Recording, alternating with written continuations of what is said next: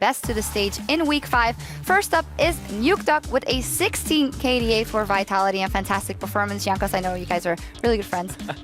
Yeah, we are really good friends. I mean, kinda, you know, we banter each other a lot. I think Nukeduck is like a great player. I mean, if this guy gets help, like he just smashed everyone. And pick like GP or Zilan is perfect for him, just because he can kind of farm the early game and then do stuff around the map. And yeah, like he's a great team fighter. His mechanics are on point, and I think at some point Vitality could be the best team just because of this guy. I definitely think it's worth for fans for Nukeduck and Jankos to just follow them on Twitter, because there's a couple of shots being fired. Nukeduck actually said today that he loves playing supportive champions because he finally has a jungler that can carry. You know. Yeah, I mean. If my mid lane hacks to red for like 20 minutes every game, every single game, then it's hard for me to actually invade them in jungle, you know. That's why Ryu is like a blessing. Yeah. I mean, on that, in general, it's been 2 weeks now with Selfie. So how have you guys been adapting? How do you think it's been better this week? Because Selfie actually is putting up a really good score in these games. I think Selfie is pretty good, yeah. I mean, I think that his pressure and his roam are not as on point as Ryu's. But overall, I think he's a great player, and I think if he goes to EcoFox or stay with us for like a couple of more weeks, I think he can become like one of the greater mid laners. And as for now, he's performing. Like, I think we wouldn't find a better sub than Selfie right now. I think he's really good. All right, let's take a look at another mid laner who we thought did really well or is doing quite well this split. It is Fox for the Unicorns of Love. There was some discussion though about how good he's doing in these games, but he is racking up the wins, and I feel like he's just having more of an influence than I've seen him have in the summer of 2015. I mean, for me, it's hard to judge because I don't really think he's like performing that great, but it seems like, yeah, 34% of like team damage, and overall against us, he didn't have much pressure, but like he delivered today. So yeah, I think he's improving quite a lot. I think it's nice to watch him. He just understands his role, I think, within the Unicorns, and I think he shines when everybody else is working well. But then he just contributes a lot. In a lot of these team fights, he was just doing exactly what he needed to do. You know, go aggressive, put the ultimate down, not afraid to play with his team. And I think the Unicorns' strength right now is more their synergy rather than just individual players, and that is something surprising to say about the Unicorns if you compare it to the past. Yeah, very good for them. Someone else in our OP list, we actually talked about him a lot of times already. Kiki's 18 KDA versus H2K, and just in general a lot of good stuff. But let's move on to a teammate of his, Emperor, if only for the Q steal on Baron. I mean, yeah, like this guy deserves OP just because of the Q steal. I think like he was so good, and then overall, like he always holds his own. I never saw Emperor doing bad, you know. Like maybe he's not like the carry, top like AD carry, but he's always doing the right thing. Okay, don't watch that. But yeah, I mean, he's just great player overall. Like he's always doing what he has to do. He never gets caught randomly, and yeah, he's performing. You know, I would say that he's really good. Yeah. He also just has what seems like a very natural laning phase. It's really weird to describe that. And he seems to click very well with Hybrid, because they can take kind of losing matchups and come out even in CS and not ever get in risk of getting dove, and that's actually very impressive overall. So the only thing you can fault him for is a couple aggressive flashes that he makes, but I love players that rather flash too aggressively rather than never at all. And he just performs pretty consistently for G2. Performs consistently, but also when you told about Steelback more of cleaning up, I actually feel the same about a lot of AD carries now, even though in the beginning of the split we've said, you know, this is it for the AD carries who can carry alone. Who strays from that? Forgiven? Yeah. Yeah, I think Forgiven, kinda, you know, like every game we try to play around him and he gets the lead, he never leaves the lead. Like he kinda snowballs the game really hard, and we can always rely on him. So I think that's the main difference, but also I think we are putting a lot of resources to him, even though not always he's getting the farm that he should. But at least in laning phase, we kinda focus on him a lot if we feel like we should. And I think every time like he gets the lead, he snowballs really hard, and it's just tough for opponents to actually do stuff against him. Yeah. Yeah, funnily enough, it was said that now is the season for AD carries to shine, and then mid laners and top laners are like, I think AD carries are pretty good right now, so let's take up Corki and Lucian and Quinn as well. Yeah, steal them away. Now, from watching Forgiven play and playing with him, he really has that like kind of snowball-centric playstyle.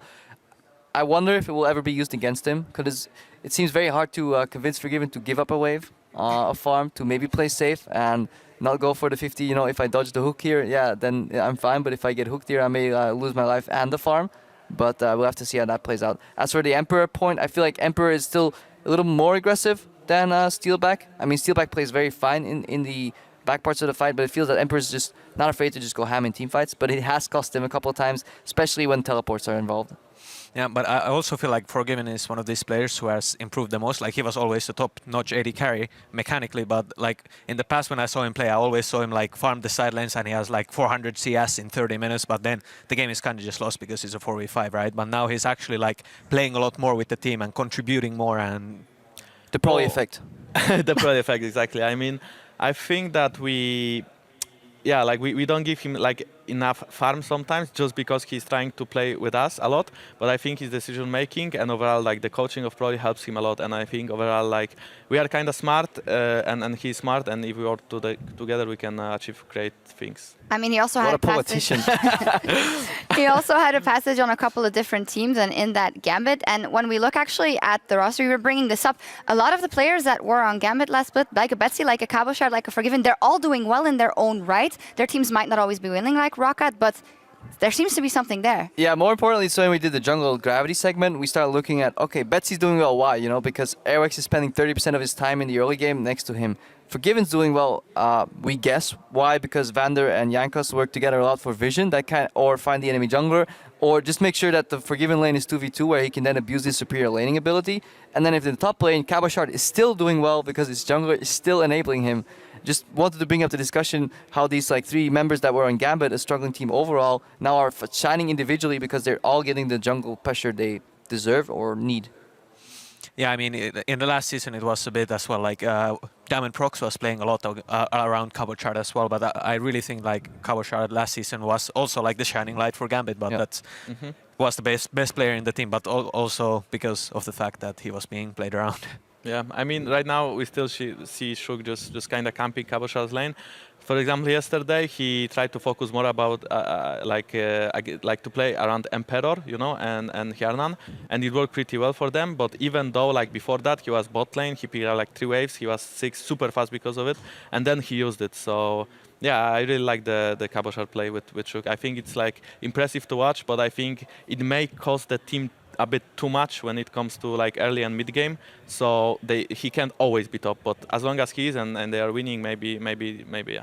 We might mention Cabochard a bit further on. We do have one more OP player though. It's also an AD carry. It's Reckless, and it might not seem like he's having the team in his back pocket a lot of times, but he is doing more and more. We know he has that shot calling role as well. We wanted to highlight him. Yeah, Reckless, despite losing, did a lot of damage. It can't be understated. When I watched the end of the game, the damage graph was way out. It was like the fine Forgiven, but this time fine Reckless overall, because a lot of people can't put it in perspective. Like 1,000 damage a minute is absolutely insane. That's comparable to that Jinx AoE crit game we had at Worlds where we could tracking, I don't know who it was, I think Ziv, no, not Ziv, but I think it was NL maybe, or either NL or Kramer that had that crazy game at Worlds. That was 1,000 damage per minute. That was what Reckless was pulling in these games.